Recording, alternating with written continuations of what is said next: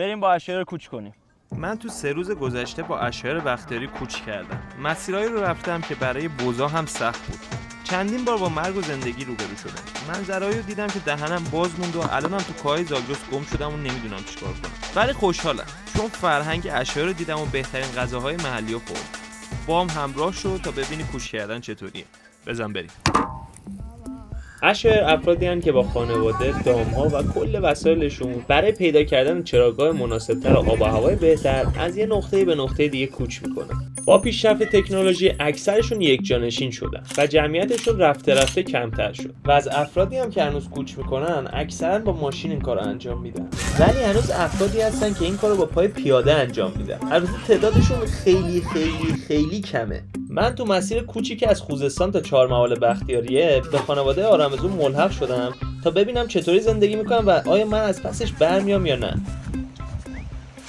تو زمان کوچ خانواده به 2 گروه تقسیم میشن. گروه اول بچهای بزرگترن که گله رو برمیدارن میرن. درسته که گله سرعت بیشتری داره ولی از این مسیرایی میرن که مالرو نیست و خانواده نمیتونه بیاد و مسیرایی که میرن مسیریه که توش حالا چراگاه هست و میتونن گوسفندا تو طول مسیر تغذیه کنن. گروه دوم هم که مادر خانواده و بچهای کوچیک‌تر و پدر خانواده که تمام دارایی که دارن و بار اسباب و قاطرا میزنن و حتی بزغالای کوچیکی که نمیتونن تو این مسیر دووم بیارن هم میبندن روی قاطرها و اسباب و میگیرن دستش و پشت گروه دوم راه میافتن و یک سری جاها از هم جدا میشن و یک سری جاها همدیگر دوباره میبینن.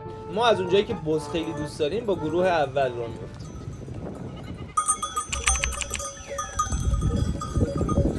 قدمت کاری که داریم میکنیم برمیگرده به 8000 سال پیش. چالش اصلی از اینجا شروع میشه. بریم.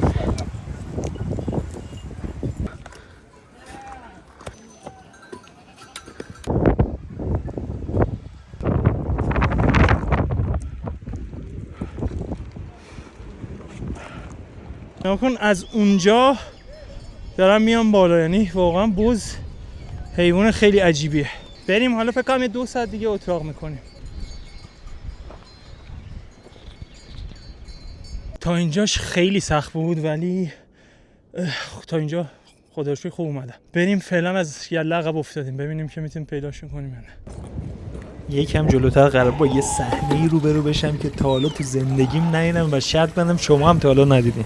چالش اول آمادگی جسمانیه که تا الان بدن خودش ثابت کرد. چالش دوم غذا و خواب و این که ببینم میتونم من این مدت رو باشون دووم بیارم یا نه. ولی مشخصا کار راحتی نبوده که بشر اینو گذاشته کنار، ولی خیلی کار قشنگیه.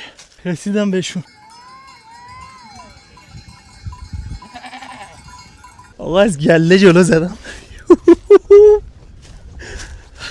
از گله جلو زدیم ببینیم که چی میشه. نه چی میشه چیه؟ هیچی، از گله جلو زدم، یعنی بدن انقدر آماده است. اینطوری که بوش میاد مثل که اصلا اشتباه اومدیم، یعنی جلو زدن فایده این نداشت و مسیر رو به پایین.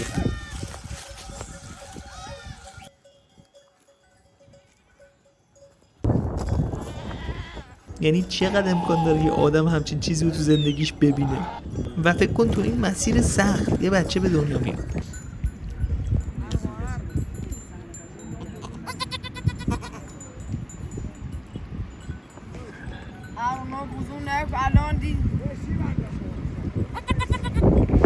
آقا یه گوسفند جینجر پیدا کردیم.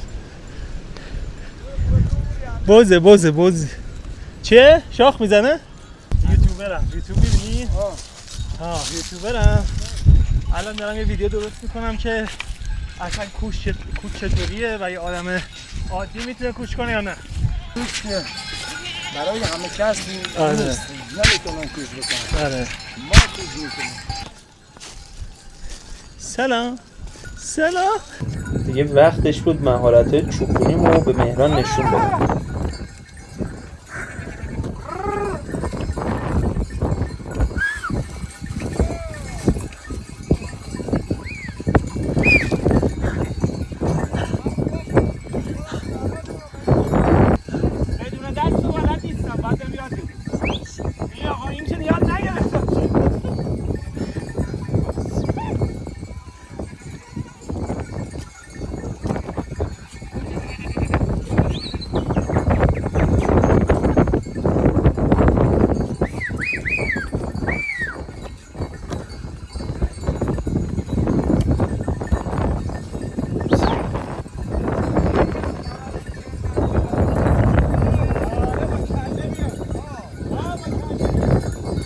14110 قدم راه رفتیم تا الان، تقریبا 10 کیلومتر و 16 و نزدیک کمپیم. کمپ کامو بالاست. حالا بریم ببینیم چطور میشه. تا اینجا خوب بود، خیلی سخت نبود. یه چی که اشیاء توش خیلی عجیب و سریع خوبن زدن و جمع کردن کمپه. یعنی رو تو میکنی اونور سنگا دایروار چیده شده، جای نشستن هست، آتیش روشن شده، بعد چایی میاد و البته چای جایگاه ویژه‌ای براشون داره که برای منم همینه، خیلی دوستش دارم و اصلا یه چیز خیلی عجیبی. چادر زدم، حالا هم بریم ببینیم اشیاء چی دارن بخوریم. اشیاء اعتقاد دارن که غذاشون در حین کوچ باید سبک باشه، برای همین غذاشون اکثرا متشکل از نون و ماست، نون و شیر، نون و دوغ یا نون و روغنه که تو همه اینا نون هست و اولین کار که خانم خانواده انجام میده پختن نون.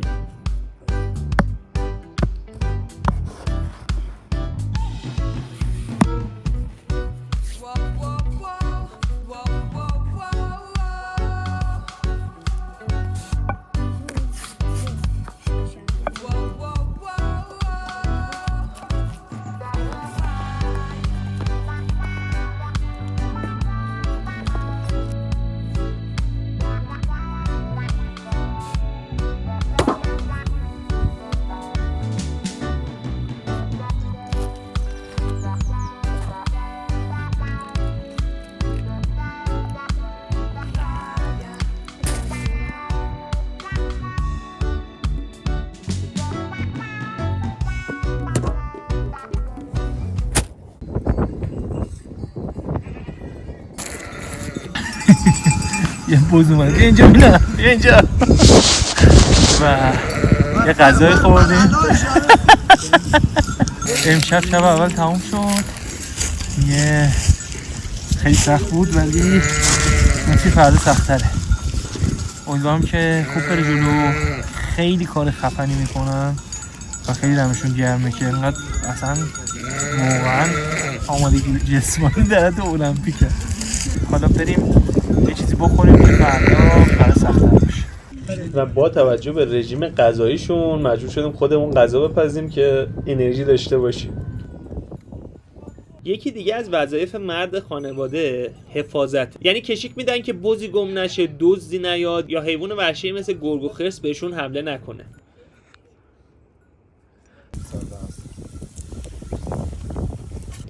و من اگه میدونستم فردا قراره چه بلایی سرم بیاد به هیچ عنوان انقدر راحت نمیخوابیدم.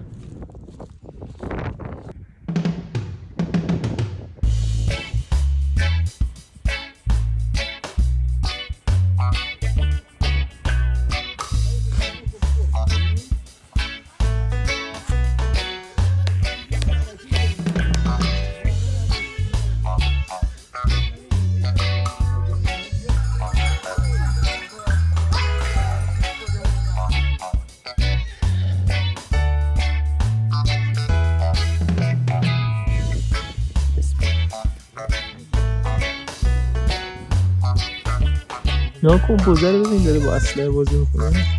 تا آخرین چیزی که باشه بازی کنه.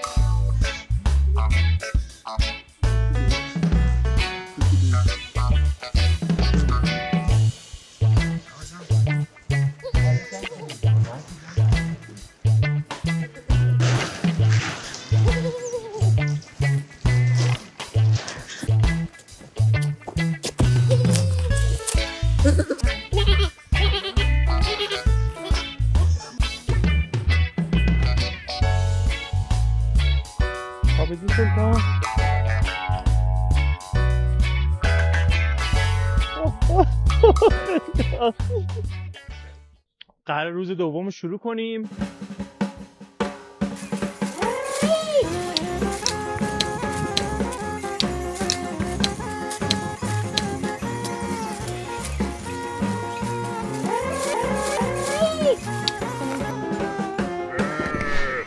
ممنون از نومد مارکت عزیز که بدون اونا این سفر امکان پذیر نبود و اگر دوست دارین به اشایار کشورمون یه عشق بدیم و یه کمکی بهشون بکنیم، از اونجایی که خیلی آدمای زحمتکشی هستن و آدمای خفنی هستن، میتونید محصولاتی که درست میکنن و ازشون خریداری کنید. حالا کشک، لبنیات، روغن، صنایع دستی، عسل، چیزایی که کلا اشایر تولید میکنن و میتونید به صورت مستقیم و بی‌واسطه ازشون خرید کنید و تمام این سود میره تو جیب اشایر. و اگر هم دوست داشتین تجربه مشابه مثل کوچ داشته باشین، میتونید به ایران نومد تورز پیام بدین. صرفاً یه ساپورتیه که این نوع زندگی رو ما بتونیم زنده نگه داریم. دمتون گرم. بریم برای ادامه داستان ببینیم که زنده میمونیم یا نه. تو طول سالها سیاست دولت‌ها یک جانشین کردن اشایر بوده. به همین دلیل تعدادشون خیلی خیلی کاهش پیدا کرد. فقط 100,000 نفر هستن که با پای پیاده کوچ میکنن و این خیلی چیز خفنیه که همچین رسمی الان این همه سال زنده است. یا خدا. روی بچه خیلی خسته شدم ولی هیچی فعلا هنوز راه نیومده. هیچی فعلا راه نیومده.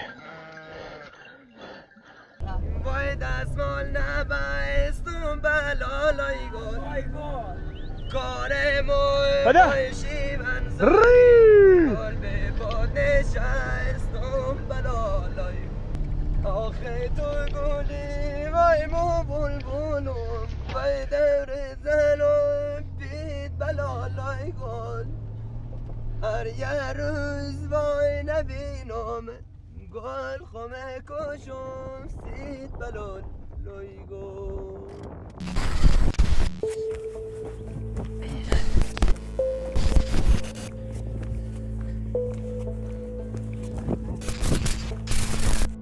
از گله جا موندیم و گم شدیم تقریبا. یه دونه این مسیره، یه دونه اون مسیره. حالا باید ببینیم که رو زمین پشگل کجا هست، اون مسیر رو بریم یا وایسیم ببینیم که چه اتفاقی میفته. بریم ببینیم.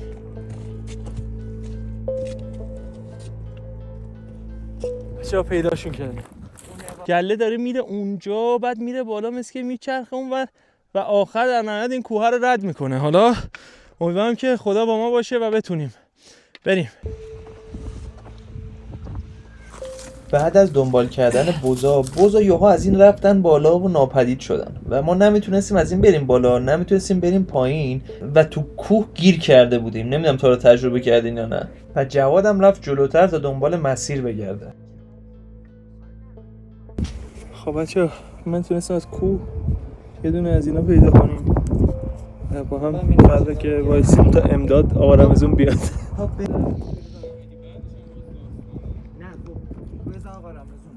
ولی خوشبختانه خانواده به ما رسیدن و آقا رمضون این پلنگ اومد بالا ما را نجات داد و بعدم برگشت پیش خانواده که به مسیر کوچش ادامه بده. یه توضیح بدم که کوهنوردی جزو سخت‌ترین ورزش‌های دنیاست و کوهنوردی حرفه‌ای 3 تا از 5 تا عامل اصلیش به ترتیب آمادگی بدنی، تجهیزات و مهارت فنیه.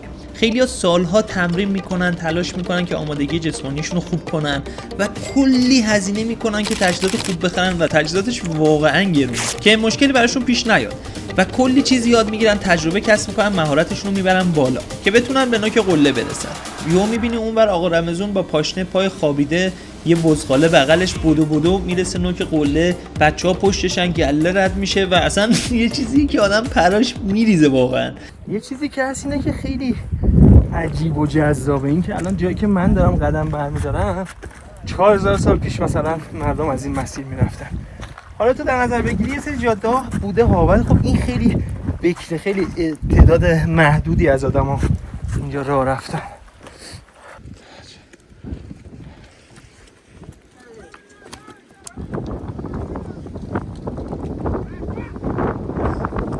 و هر چی داریم میریم جلوتر مسیر داره سخت‌تر و سخت‌تر میشه.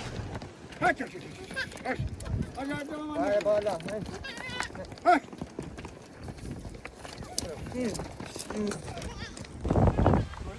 منه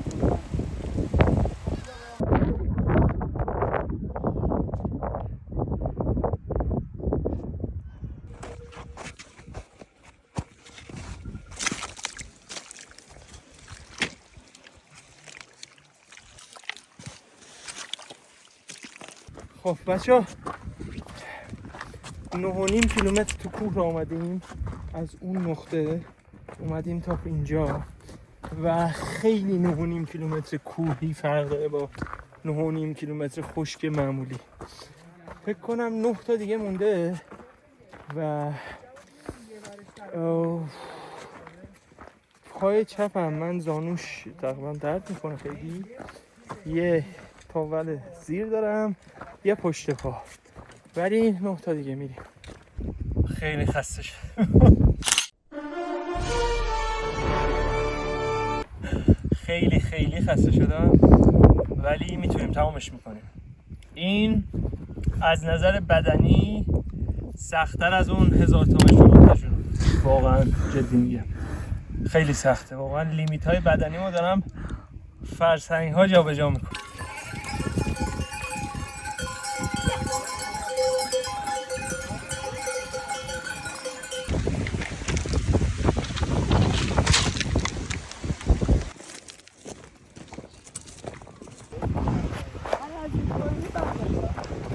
از اون پایین ما دره رد کردیم، خیلی نزدیکیم، احتمالاً یه 10 دقیقه دیگه برسیم.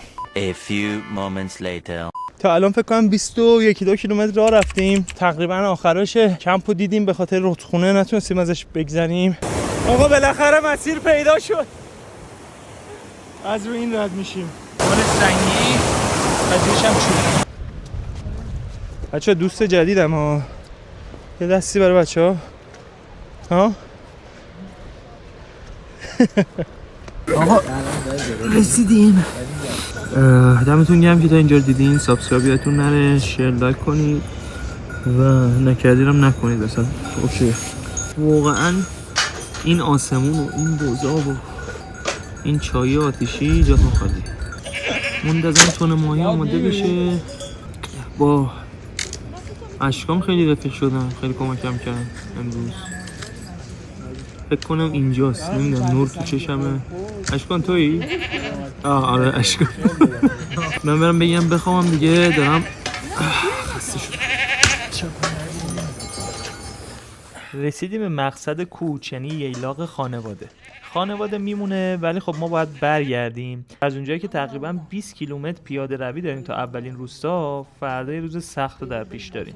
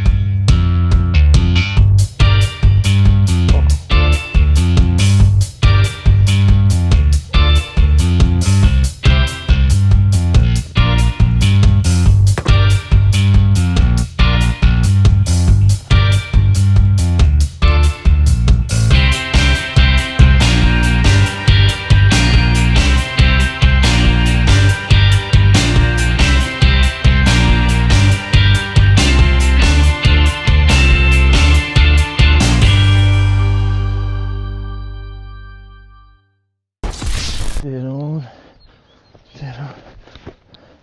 Oh shit.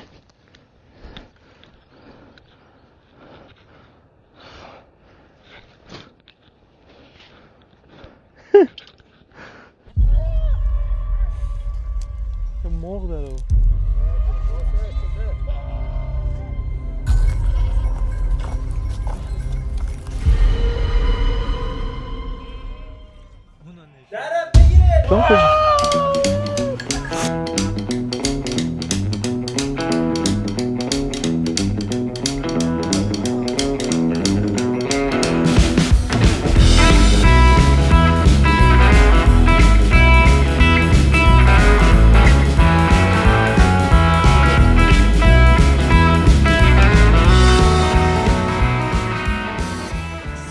شده.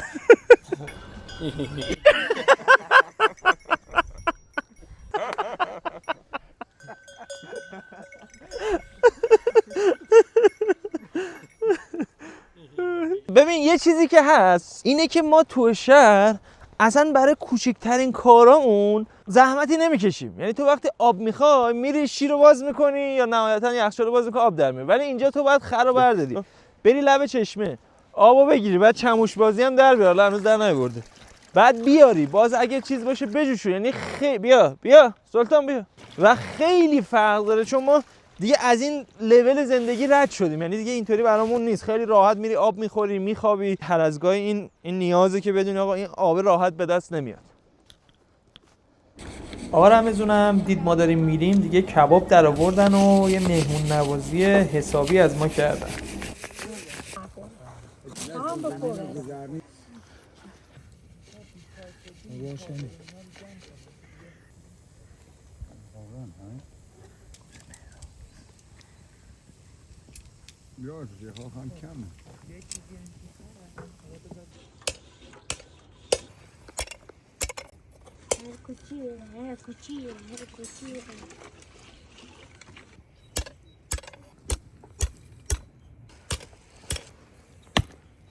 ¿Cómo se hace eso?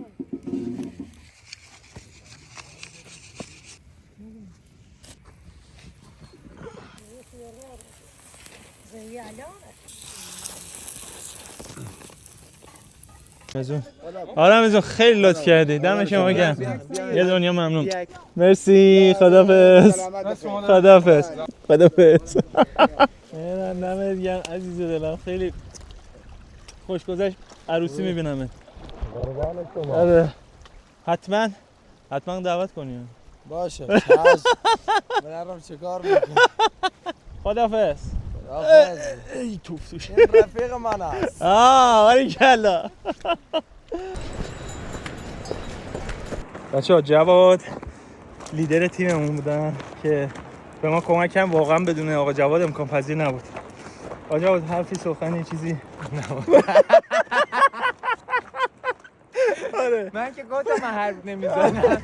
خلاصه الان صحبتشو پشت دور میکنه. موسا کلیمولا فیلمی هست. بچه‌ها داریم برمیگردیم تقریبا عین دیروزه امروزم، ولی با این شرایط که ما یه قسمتی از بارمون رو داشت قاطر می آورد گذاشته بودیم رو بار خانواده، ولی الان دیگه باید خودمون بریم. البته واقعا خیلی کار بی‌ادبانه و زشتی به نظر من، ولی خب بدنی واقعا کشیشو نداشتم. حالا داریم میریم ببینیم که چطور میشه. الان تو چهارمحال بختیاریم و اینجا رو باید مواظب باشیم. اوه الان من وایس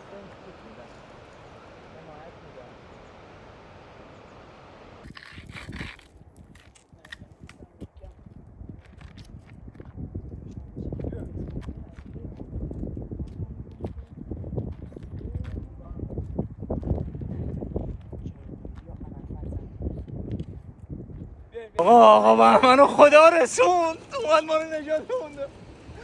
یه جا گیر کرده بودمون بالا، آقا من اومد هم ما رو آورد پایین هم کوله بارمون رو گرفت. اصلا خیلی گلی. آقا کامنت بذاریم به من دمت گرم.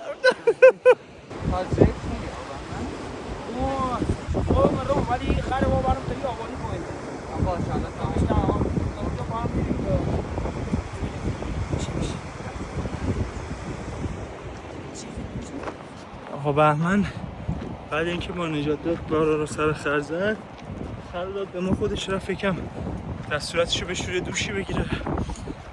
حالا منو دوست جدیدم دانکی، یا بهتر بگم که خر KHAR خر. چقدر گلی تو بچه. یه چیزی که نشون داده شد بارها به من، خوبی بود که خیلی بدون چشداش و یوهویی انجام میدادن. یعنی مثلا میدن یه نفر گیر کرده یا یه نفر کمک میخواد، طرف کل باراشو میذاش کنار میومد کمک کنه و این خب خیلی عجیبه، خیلی خفنه. ما همچین چیزی نداریم اصلا. بیا قربونت برم. همچین چیزی به ندرت، نه که نداریم، به ندرت پیدا میشه. بهمن اینا رو سپردم به ما، خر آوردن روش وسایل گذاشتیم. واقعا نمیخواستم ولی نمیتونستیم. حالا تا یه مسیر کوتاهی صعود رو زدیم، الان تو گردنه ایم و شما نگاه کن اینجا رو، اصلا واقعا عظمت خدا. بریم ببینیم چی میشه. ولی یک جای بسیار ریسکی و بسیار خطرناک.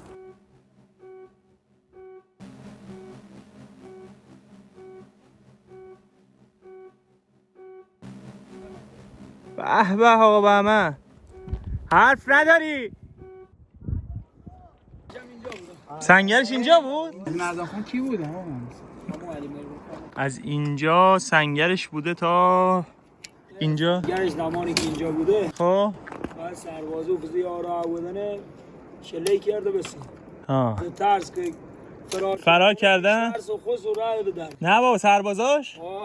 سربازایی که همین دنبال میگه سربازایی که دنبالش بودن از اینجا در رفتن اینجا رفتن. فرار کردن هی خوردن.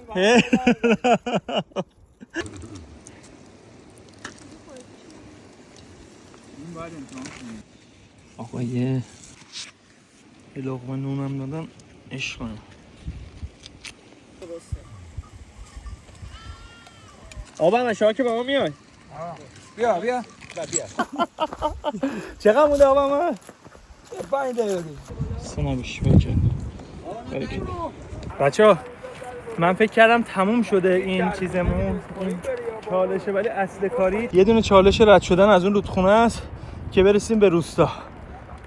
امیدوارم که خوب بریم جلو. آخرین چالش. ما گول خوردیم، فکر می‌کردیم چالشه ولی گفتن پل فلزی داره. یعنی اصلا چالش ها تموم شده. آقا پل خرابه. آقا پل خراب نیست. اون تهش بس که راه داره به سمت پایین و دیگه لازم نیست اینو شنا کنیم، ولی یه قسمت چالشی داره. بریم ببینیم چطوریه. ولی ببین سر این 3 بار من سکته زدم اومدم. آقا ارزی میریم به آجاها.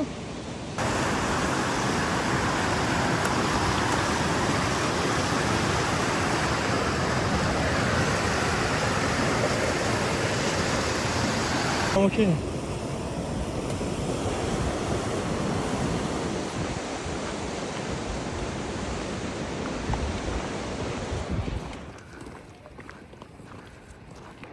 خب بالاخره تمام شد و از یه طرف خیلی خوشحالم که میرسم به اون خونه خودم، اون آرامشه، اون آمادگی چیزا.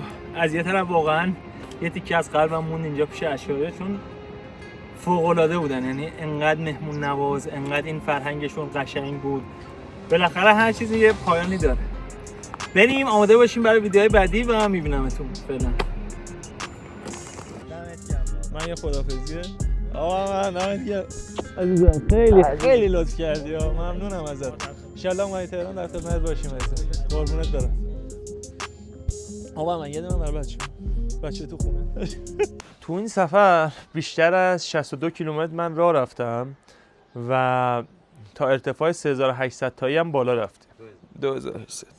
تو این سفر من بیشتر از 62 کیلومتر راه رفتم و تا ارتفاع 2800 کیلومتری هم بالا رفتیم. کیلومتری ای توف تو این زندگی بده. تو این سفر تقریبا 62 کیلومتر من پیاده روی کردم و تا ارتفاع 2800 متری هم رفتم. چیزی که خیلی عجیب بود این بود که پای چپم تابت و چوغا هم لباس محلیشونه که از اینا نشون دهنده خیر و شره، که سفیدیاش بیشتره و نشون میده که خیر بیشتری،